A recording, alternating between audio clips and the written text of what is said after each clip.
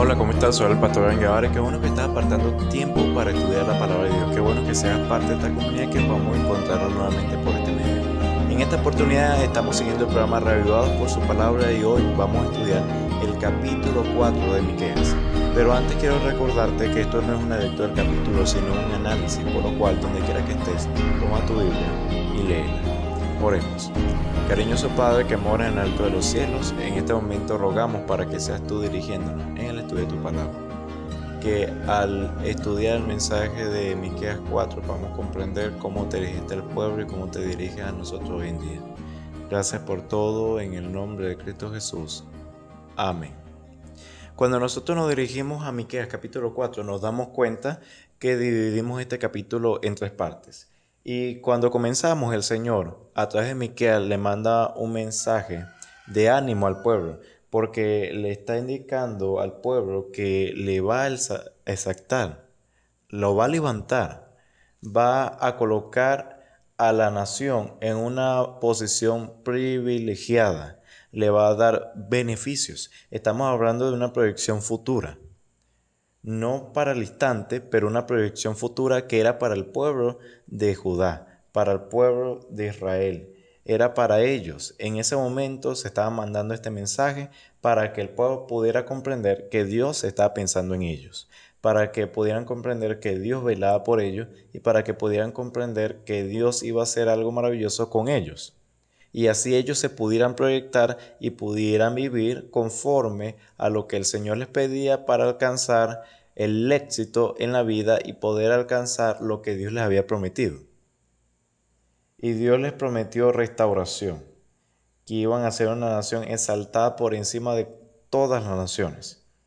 El monte de Sión iba a ser pináculo, el centro de todo, porque Dios iba a estar con la nación.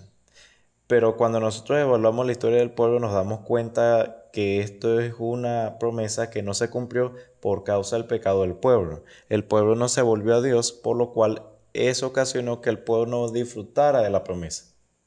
Por eso varios comentadores mencionan que esta es una proyección que se cumple con la venida del Señor. Cuando el Señor venga, se le dará cumplimiento a esta promesa al pueblo remanente que será restaurado y recibido por Jesús para darle esta promesa. Esto lo dicen algunos comentadores, pero sí nos damos cuenta que esto tiene un cumplimiento para el pueblo inmediato, para el pueblo de ese momento. Pero por cuanto no se puede cumplir o no se cumplió la promesa, se convierte en una promesa futura, una promesa para el futuro. Entonces nos damos cuenta que aquí podemos ver la venida del Mesías.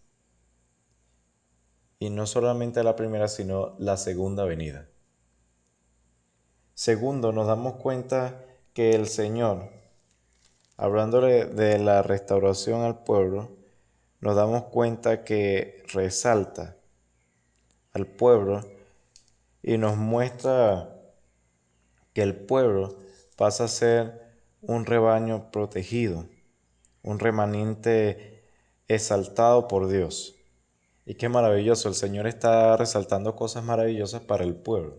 ¿Será que el pueblo lo merecía? No, nosotros entendemos que cuando estudiamos Miqueas, constantemente, juntamente con los profetas anteriores, el Señor les mandaba al pueblo mensajes de amonestación, porque el pueblo está alejado de Dios.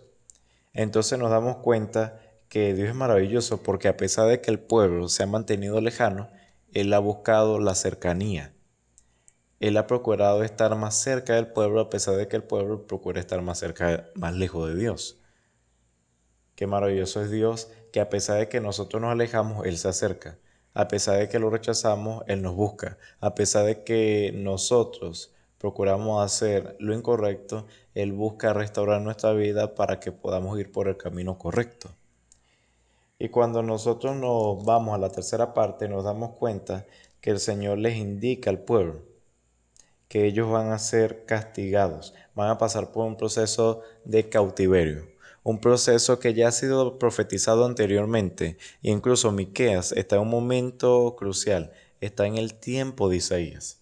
Entonces el Señor a través de Isaías e incluso a través de Miqueas está anunciando cómo el pueblo va a ser derrotado por Babilonia. Y lo dice literalmente Miqueas. Van a ser llevados y cautivados y destruidos por Babilonia. La nación de Israel va a pasar por su momento más crítico, o para esa época por su momento más crítico de ese momento, porque iban a ser destruidos, iban a ser llevados cautivos. La nación iba a perder su poder y su belleza. El Señor muchas veces les había invitado a alejarse del pecado porque el pecado trae consecuencias, pero nos damos aquí cuenta cómo el Señor les está amonestando, porque el camino que están siguiendo por supuesto los va a llevar a la destrucción. Y aquí el Señor ya está mencionando que las naciones están visualizando y procurando destruir a Israel. Y aquí menciona específicamente una nación que va a destruir a Judá, Babilonia. Y nosotros ya lo sabemos por cuanto hemos leído la historia de Daniel. Y Daniel nos cuenta su experiencia y la experiencia del pueblo siendo derrotados y llevados en cautiverio por Babilonia. Esto sucedió. Pero nos damos cuenta cómo antes que sucediera, el Señor muchos años antes amonestaba al pueblo para que se apartara del mal, porque Dios no quería que el pueblo pasara por esta situación, solo que el pueblo por su terquedad le tocaba pasar, no porque a Dios le gustaba que el pueblo pasara por esta situación. Pero nos damos cuenta que al mismo tiempo el Señor les indica, van a pasar por un momento de triunfo, porque iban a ser restaurados, iban a ser liberados. Esta cautividad no iba a ser para siempre, sino que era un periodo, un proceso que tenían que pasar para que pudieran reflexionar en sus actos, en su estilo de vida, en su relación con Dios. Entonces nosotros tenemos que reflexionar cómo está nuestra vida, qué estamos haciendo, cómo estamos viviendo. ¿Realmente estamos representando al Señor? ¿Realmente estamos viviendo para el Señor? Reflexionemos en ello. Y si nos hemos equivocado, entonces levantémonos, porque el Señor está dispuesto a perdonarnos y a restaurarnos.